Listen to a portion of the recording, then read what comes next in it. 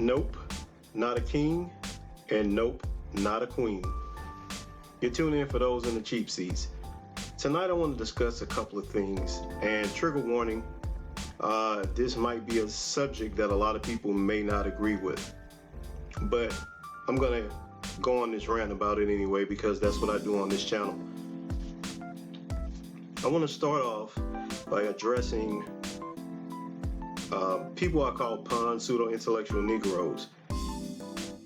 I want to first say to you that just because you hear something repeated over and over again does not make it true or does not mean it has validity to a cause. What am I talking about?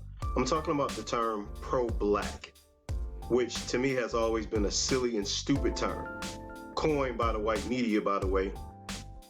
How can you be pro something that you are? It's a given, it's an inherent given that you are pro-black simply because that's the race you belong to or the social construct you belong to. I can't be pro something that I am. What's the transverse opposite of pros? Cons. So if you're not pro-black, then you're against yourself? Doesn't make sense. This is why I don't use this term, and many in the conscious community don't use the term pro-black.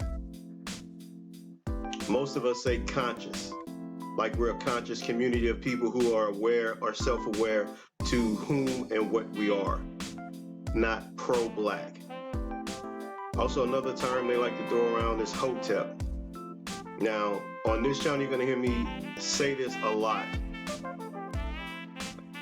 We are not Egyptians. We have never been Egyptians. Egyptians are Hamites. We were never Hamites. Now, I don't want to get into a lot of religious history, but I will say this to anyone listening. Go look up the actual history of who we are, not what you think we are, or Pan-Africanism that teaches you that the whole entire continent of Africa with over 52, 53 nations, everyone was the same. It's BS.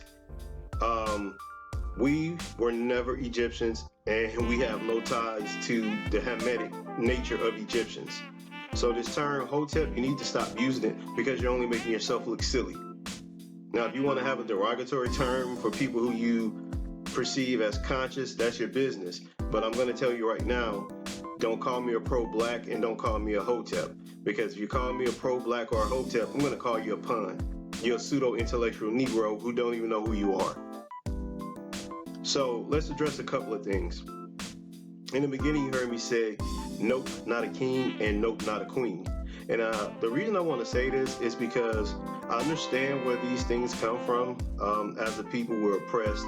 We don't have our own identity. We need to find some type of empowerment for ourselves. But it has to be the correct empowerment, okay? Going around calling black people kings and queens when we were never that, the majority of us did not come from royalty, is ridiculous.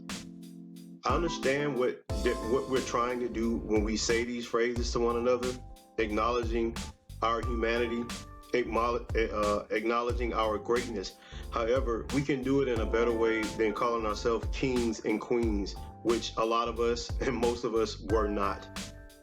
We were citizens of cities, we were citizens of nations, but we were not kings and queens. Our cities and our structures, our national structures were built on councils and religious leaders. We're not built on a system of matriarchs like kings and queens. We never had those type of systems in our nations. So going around calling each other kings and queens to uplift each other, although I understand where it comes from and I understand the need for us to uplift ourselves and empower ourselves, we have to get out of pseudo-intellectualism. It harms us. It gives us a false narrative, and it creates a system where people think that they come from some lineage of royalty when you simply could have been a carpenter or someone that contributed to your nation and your society and your cities in a vastly different way. I love black people. I love who we are. but you have to do the research to find out who you truly were. And most of us were not kings, and most of us were not queens. We were a great nation of people who, for whatever reason, we got into nation building all over the world. We went all over the world, and I'm talking about the entire planet, nation building, teaching others how to be civilized, and we got caught up into being imperialistic. That was our downfall. A lot of people don't like to hear that, but being a group of people who got into nation building and spreading the knowledge and trying to cultivate other societies and bring them along is what got us into trouble. Another thing I want to address, and this is for my Pan-African brothers and sisters, I respect you. I have nothing against you, but stop selling the story that we all got along on the continent. We did not. We warred with the Hamites. We warred with the Cushites. We warred with the Nubians. Africa was a continent and nations full of war. That's why when the Europeans came along, they had plenty of prisoners to sell to the Europeans. We were prisoners of war. We were sold to the Europeans because we were prisoners of war. Get over this silly notion that Africans sold other Africans into slavery. They did not sell their own tribe or nation members into slavery. They sold others who were not of their tribe and of their nations into slavery.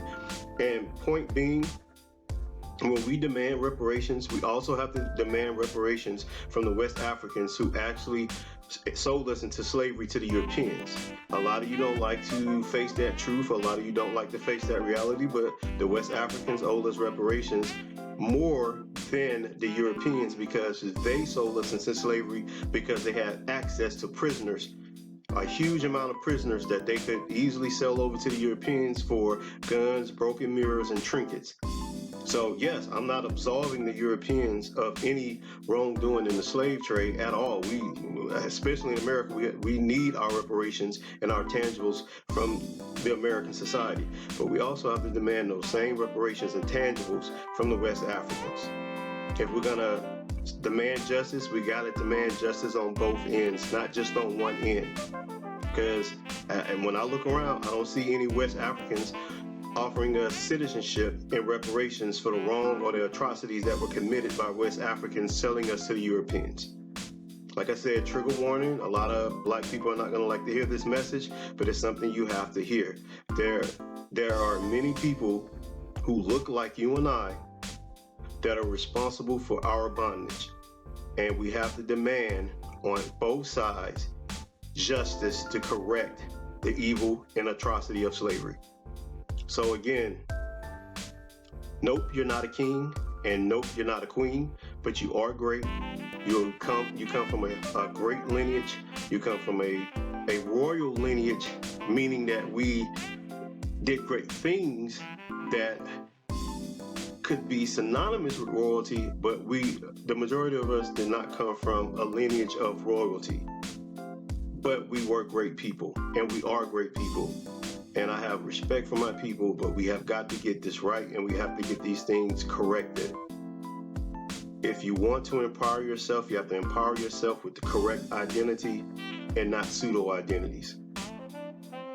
Do some research, find out who you are. That's all I got to say on this topic. Peace. Stay tuned in. Look for further videos on For Those in the Cheap Seats. Remember to always like, subscribe, and comment. Hit the bell for notifications. Peace.